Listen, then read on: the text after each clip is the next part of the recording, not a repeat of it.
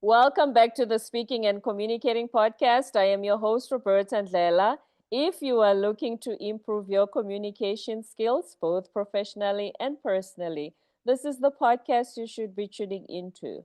Communication and soft skills are crucial for your career growth and leadership development.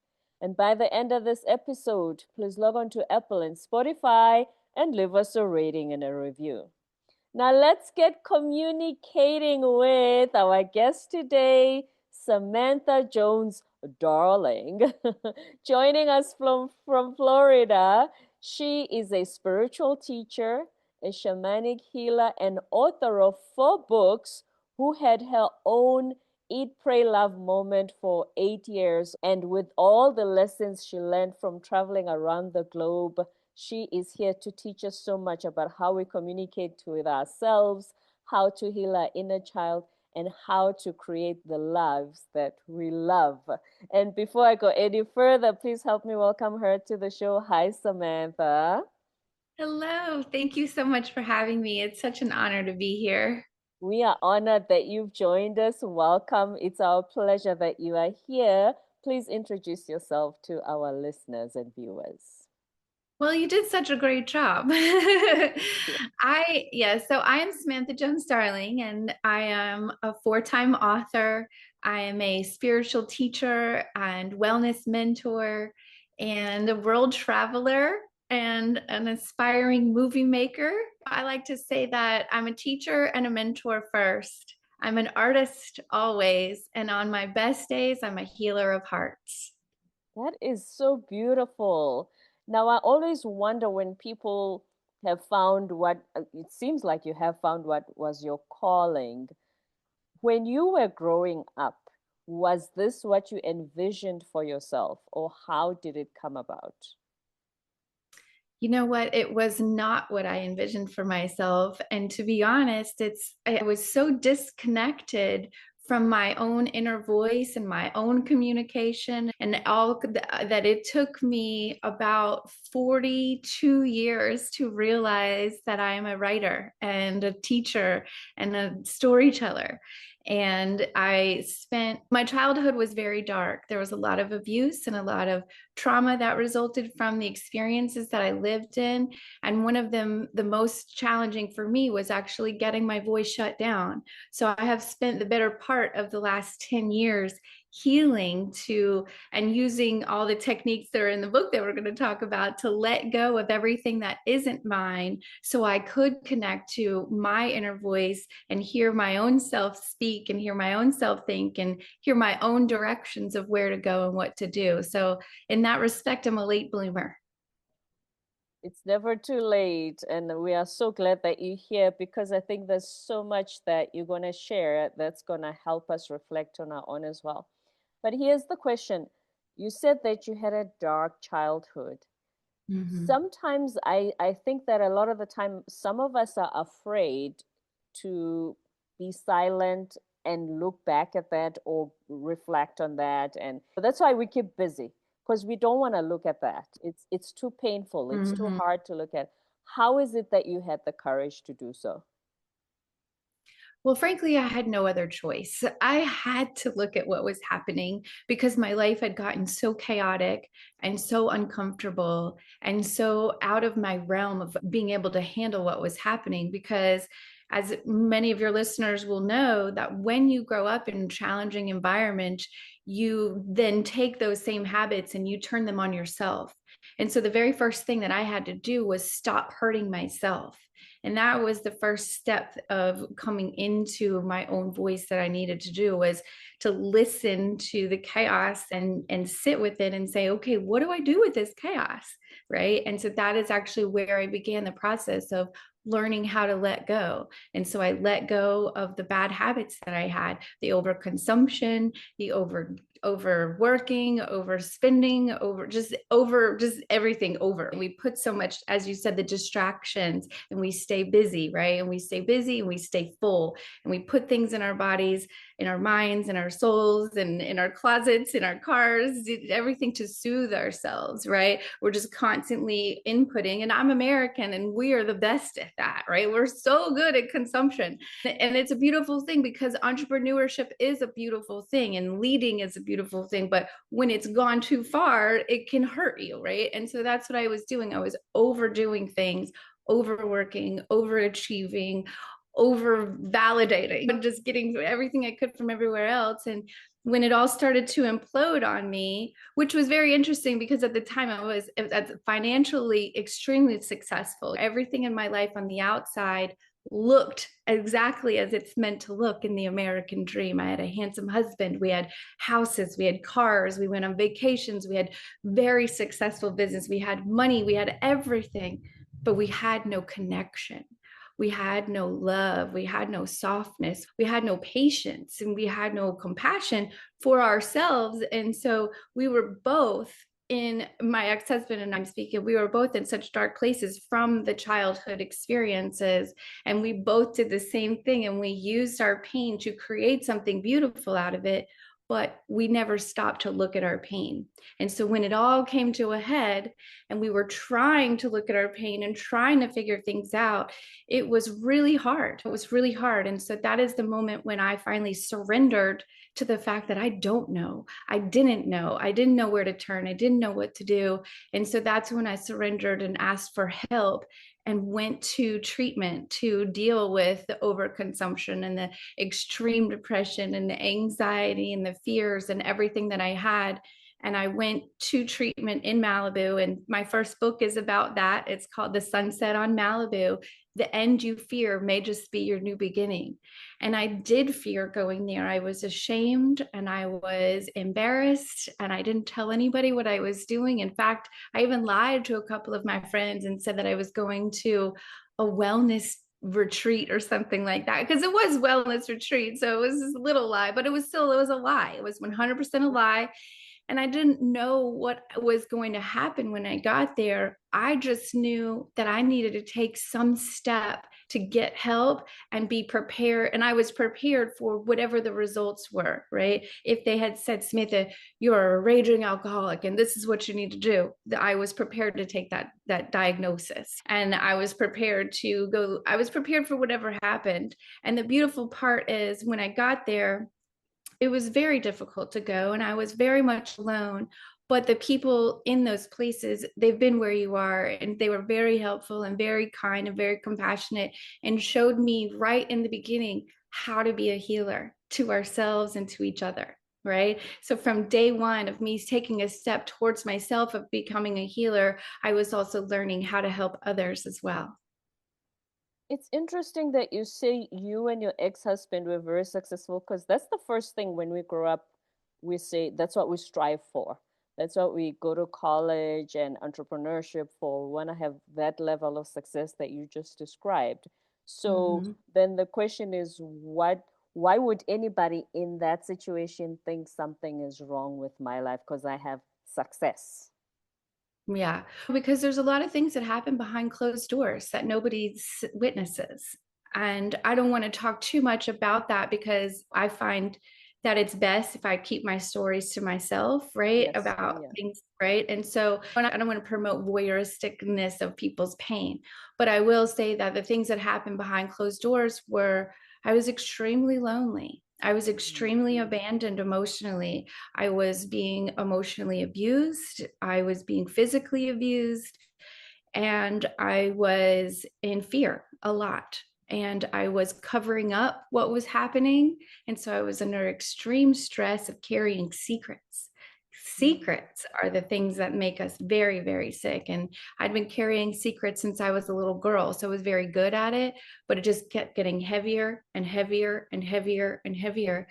And then within that, as I'm watching my partner struggle and fail and be more angry and blame me more and blame the outside more, it was just such a toxic environment that even with the stability and the structure and the beautiful things that we created, it was still a terrible environment that we had created together that was hurting both of us.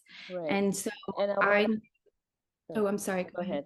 No, I'm saying I I do honor you for sharing that, and I don't want us to disrespect your experience by sharing too much. But because I find that I'm almost 50, so I have friends who've been married for over 20 years. And I Mhm. remember one of them, because I asked her, she's American as well. And I Mhm. said to her, when you were going through these things, do you ever have a friend talking about secrets? Did you ever have a friend or somebody you could bounce notes off and say, Mhm. is this happening to you too? Because this is happening to me. She said, nobody. Like, what? Right. Like, Mhm. why do you, like, how do you come to, because I'm African and we talk. So how do Mhm. you come to a situation where if you go through so much, you feel like you don't have anyone to talk to? Is it a cultural thing in America? Well, it is. We are very avoidant of our own feelings. And that's a generational thing that's happening. And I don't know how much you or your audience knows about the different attachment styles that we have. But my country, my community, the world that I have spent most of my time in is very avoidant of their feelings. They don't want to sit with them. That's why we work so hard over here. That's why we put success at the top, right? Because if you're avoiding your feelings and you're making money, that's the pillar of success in this country.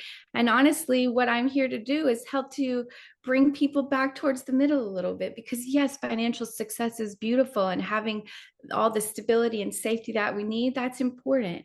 But what's also important is having deep connections with ourselves and with each other. And that was what was missing in every part of my life, which is what brought me home to myself and brought me to the healing journey that I have been on for 10 years. Mm-hmm. And how did you start on this journey?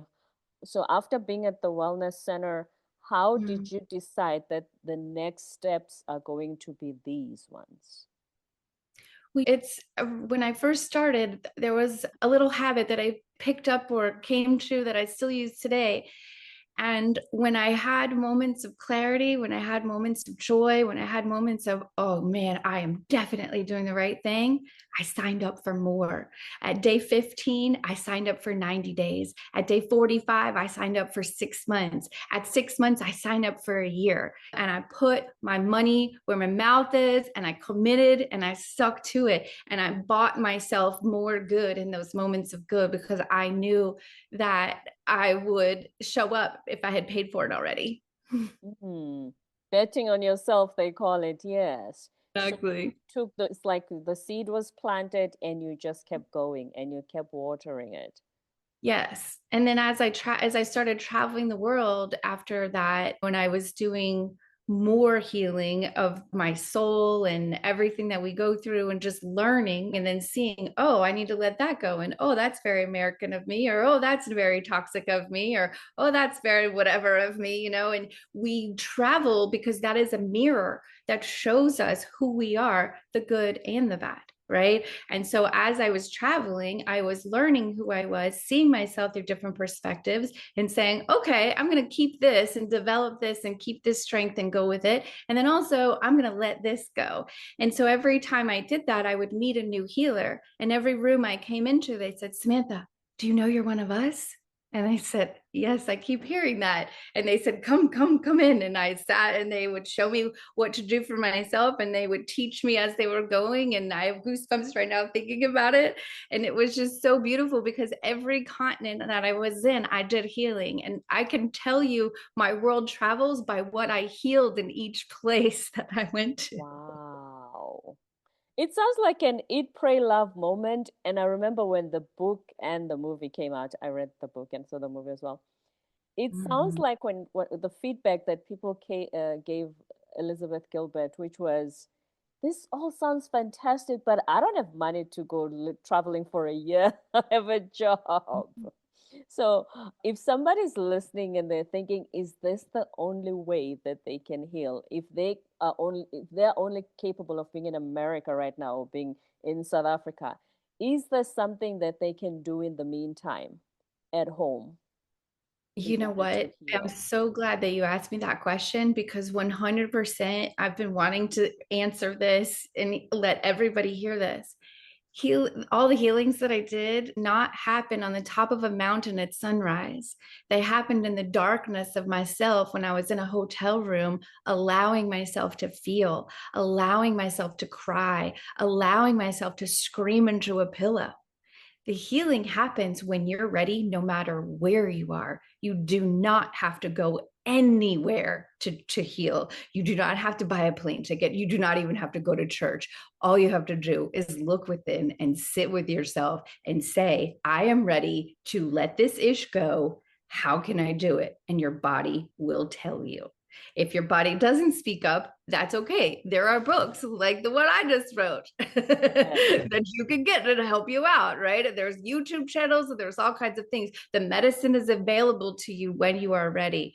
All you have to do is sit still and allow it to be. And the book you wrote is I Am Ready, Let's Let Go.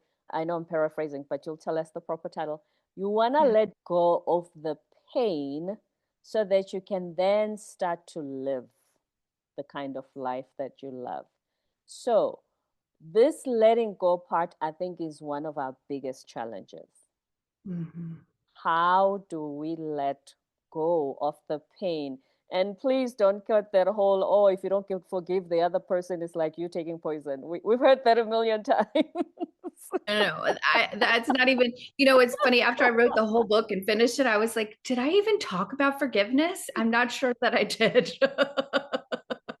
We don't need to hear any more about that. What we need to understand is how to get, and what the title of the book is, I Am Ready, Let That Ish Go. And obviously it's a play on words, right? Let it go. Okay. And so we don't know how to let go. And that was one of the biggest struggles that I had, was learning how to let go. We have ruminating thoughts. We have heaviness in our chest. We have digestive issues. We cannot sleep. We cannot move. We are over consuming. We are eating. We are drinking. We are spending time in the wrong places with the wrong people, right?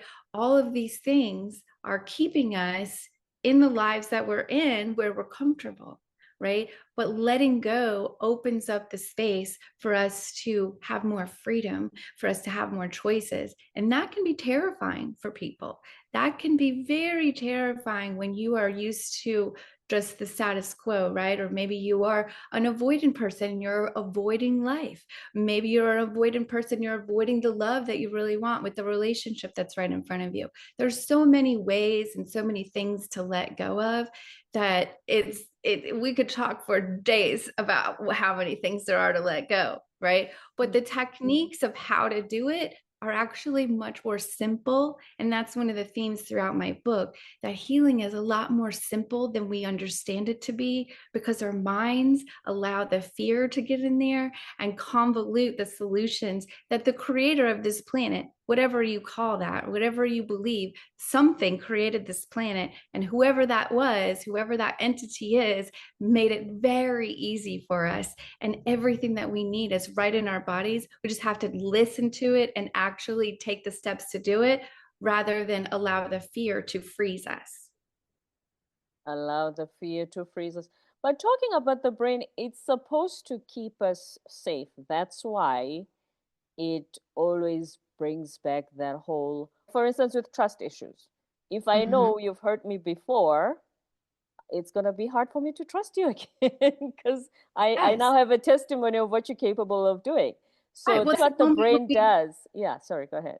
Oh, I'm so sorry. I was just going to say, well, that's the moment when we have to let go of the bad habit, right? Because if we know that this person is not trustworthy and we continue to have a relationship with them, or we continue to try to trust them, we are the ones that need to let go. It's not their problem, it's our problem. If somebody has proven themselves to be untrustworthy, this is now the time for you to use your discernment and let go of that relationship. Because I know before we would have been told, oh, forgive the poison. And walk away with grace. That's exactly what we do. We forgive and walk away with grace. Walk away with grace. And then the part about giving yourself grace, what do you mean? How does that play out in real life? That is when you put your grandmother hat on and you are sweet and loving to yourself, that's what grace is. It's grandmother love. It's kindness. It's cookies and milk. It's naps. It's movie days. It's going to the park and getting ice cream. It's riding your bicycle. It's being lovingly held by yourself.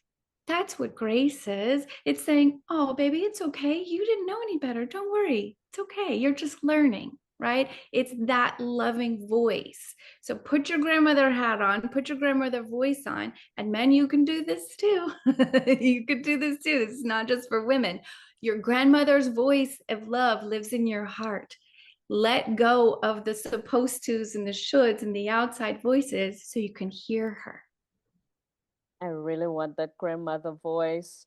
Now, the problem is you have social media, you have this whole hustle culture. I remember somebody saying, oh, if you have time to watch Netflix, you have time to start a side hustle. It's almost like we're not supposed to even enjoy our downtime because something's always got to be done. Something's always got to be done. Otherwise, you feel guilty that I'm not being productive, that my life is not progressing. Look at that. Because social media has given us a glimpse, not the whole life, a glimpse into everybody's life. And so when we see that snippet, we always think, am I getting left behind? Am I getting left behind, Samantha? Mm-hmm. I want that grandmother voice. I want to be graceful and kind to myself. But when I try to do that, I'm going to have that whole social media telling me, start a side hustle. You can't afford to sit down. You can't afford to rest. You can't afford to watch Netflix even for 15 minutes and enjoy yourself in an ice cream. Just do this, do that. You must always be on the move. And so you feel like you're getting left behind. Mm-hmm. Yes. And the thing is, America's biggest addiction is productivity, and we are infecting the world with it. And it is because of exactly what we were talking about before, because we are avoiding our own emotions and we use that to be productive. And social media has, again, given us an avenue to take that really, really too far. And here's the other thing, too, that I want to bring into this conversation is that we as humans, we are here to be storytellers. This whole social media where everybody's able to be the star of their own show, that's the good part. We are meant to do that. We're meant to do exactly what you and I are doing right now. Share our stories, share our hope, share our wisdom, connect and smile at each other and love each other and share stories from across the world. This is what we're supposed to do, right? We are in Right. it. We are doing I it. love that. But we have to do this within balance, right? When we're done today, what are you going to do when the computer turns off, right? This is where we have to, again, be the parent of ourselves and bring that grandmotherly love in. Because if you worked all morning, your grandmother will come in and say, girl, you worked enough. Let's go play, right? Yes. We have to say these things to ourselves. We have to embody the balance that we crave instead of getting swept away by the ocean of productivity and drowning in it. We must play in it and then come sit on the sand and the umbrella and build a sandcastle and take a nap and have a lunch, right? We must have both things. Ride the waves of life, surf the waves, enjoy the getting thrown over, right? But then also come home to yourself and rest and sweetness and creativity and make a picnic and make it beautiful and hang string lights and build things and create things and enjoy, as you just said, enjoy, because this is where we are out of balance. We have got the masculine side of things locked in. We know how to build, we know how to create, we know how to produce, we know how to make money. What we don't know how to do is let go enough to rest, to relax, to feel our feelings, and to love each other. And this is why I am here speaking about all of this. This is the thing that I want to talk to everybody about is be productive, enjoy that. But also now let's create some space for this other softness that we are desperately missing. And this is why our country and our world is basically on fire from the inside out, because we have lit all these fires and we have no softness, we have no peace, we have no rest, and we must get into it. We certainly must. And the funny thing is, we know how to be the grandmother voice to our friends, our loved ones, but for some reason, there's always this mental block when it comes to doing it for ourselves. It's so true. It is so true. And I'm a perfect example of that. When I first started, I had to think, What would I do if Betty was here? That was my best friend. And I would say, what would I say to Betty? And the thing is, all of these skills, it's part of building your spiritual six pack, right? The same way that you go to the gym for your body, you must go to the gym for your emotional and spiritual soul. And so we build that muscle. And every single one of us, we are spiritual athletes. We were born with the muscles that we need to do these things. Some of us were born already athletic. Some of us need to train, right? But we are all capable. We all have this. And so you have to practice and say, what would I say to my best friend? Or what would I say? And pull that voice in on you. But that's actually a beautiful thing to be able to witness yourself from the outside and use that voice as needed, right? Because we are here to have many voices and use many voices, and being able to go from one to the other is a sign of emotional strength. Mm-hmm. And one last thing, if we feel if there's something we want to heal, we have this hole, this emotional hole in our hearts, what is some of the things that we can do while at home if we don't have the opportunity to have the travel adventures that you've had? Well, this is actually the fun part, if you allow it to be. And so you're going to want to sit down and close your eyes and imagine and remember and experience, what did you like to do when you were a child? What did you want to do when you were a child that you didn't get to?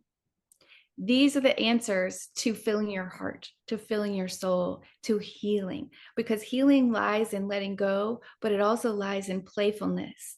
It also lies in creativity. And when we play and we create and we enjoy, that's where the true healing is, right? But we also balance that out with some crying and some journaling and some healing and some purging and some detoxing, right? Because what we put into our body has such an effect on us, whether it's television or social media, the people we're around, the places that we go. If they are intense, if they are chaotic, if they are toxic, lessening that is the first free thing that you can do, right? Letting go. And then after that, and like I said, and balancing it out with what goes in your heart, what goes in your eyes, what goes in your mouth, right? Is it food from the earth, or is it food that somebody made from chemicals? Are you spending time with somebody who loves you with the grandmother voice? Or are you spending time with somebody who's harsh on you and a taskmaster and is always judging your productivity? These things matter. Choose with discernment your playmates and your playgrounds. Choose with discernment. Words of wisdom from Samantha Jones Darling, the spiritual teacher, author of I Am Ready, Let That Ish Go, who helps us heal ourselves, our lives, and our lineage. This has been such a pleasure, and we've learned so much. Thank you, Samantha, for being on our show today. Thank you so much for having me. It was my pleasure. Mine as well. Would you like our listeners to reach out to you, and where? Yes, if you like to follow me, the best way is on Instagram at Samantha Jones Darling. And I also have a special place for my books on a page called I Write Books That Heal, to make it very clear what we're doing. Yes, I love You can that. find me in both of those places on Facebook as well. And then, of course, if you want to check out my whole collection and learn a little bit more about me, you can go to my website at samanthajonesdarling.com, where you will find my group coaching, my individual coaching, which are all available online and in person, depending on where you're located. Samantha Jones Darling on Instagram, I write books that heal.com and samanthajonesdarling.com. Thank you very much for being on our show, Samantha. It's been such a pleasure. Thank you. My pleasure as well. Don't forget to subscribe, leave a rating and a review on Apple and Spotify, and stay tuned for more episodes to come.